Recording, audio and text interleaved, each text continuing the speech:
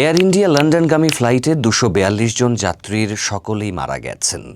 বৃহস্পতিবার ভারতের স্থানীয় সময় দুপুর ১টা ৩৮ মিনিটে গুজরাতের আহমেদাবাদের সর্দার বল্লভভাই প্যাটেল আন্তর্জাতিক বিমানবন্দর থেকে ২৪২ জন আরোহী নিয়ে উড্ডয়ন করে এয়ার ইন্ডিয়ার বোয়িং ৭৮৭-৮ ড্রিমলাইনার ফ্লাইট AI-171।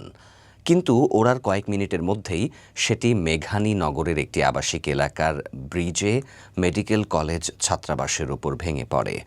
এখনও পর্যন্ত সরকারিভাবে মৃতের সংখ্যা ঘোষণা না হলেও আহমেদাবাদ পুলিশ কমিশনার সংবাদ সংস্থা এপিকে জানিয়েছেন, বিমানে থাকা সকলেরই মৃত্যু হয়েছে।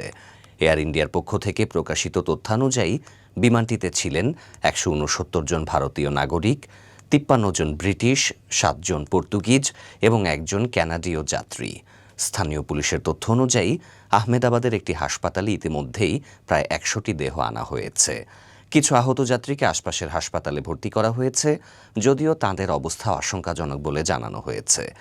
বিধ্বস্ত হওয়া এয়ার ইন্ডিয়া ফ্লাইট 171-এর দুর্ঘটনার পেছনে পাখির আঘাতই মূল কারণ হতে পারে বলে প্রাথমিকভাবে মনে করছেন উড়োজাহাজ চলাচল বিশেষজ্ঞরা। ভারতীয় সংবাদ মাধ্যম এনডিটিভিকে তাঁরা বলেছেন, উড্ডয়নের সময় একাধিক পাখির আঘাতে উড়োজাহাজটি পর্যাপ্ত গতি অর্জন করতে পারেনি, ফলে ইঞ্জিন শক্তি হারিয়ে তা বিধ্বস্ত হয়।